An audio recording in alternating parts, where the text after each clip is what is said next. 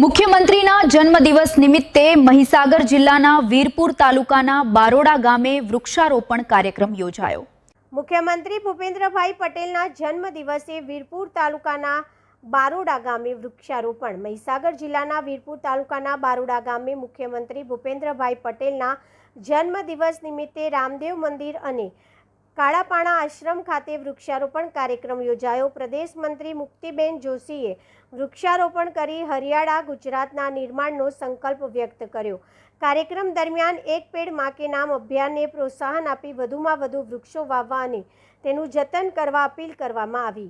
કાર્યક્રમમાં વીરપુર મંડળના ઉપપ્રમુખ મુકેશભાઈ શ્રીમાળી, કોકિલાબેન પટેલ, જનકભાઈ પરમાર, મહેન્દ્રભાઈ પંચાલ, પૂર્વ સરપંચ ભવાનભાઈ, કાંતિભાઈ પટેલ સહિત મોટી સંખ્યામાં ગ્રામજનો અને યુવાનો હાજર રહ્યા। આ પ્રસંગે પર્યાવરણ સંરક્ષણ માટે સૌએ સામૂહિક સંકલ્પ લીધો હતો।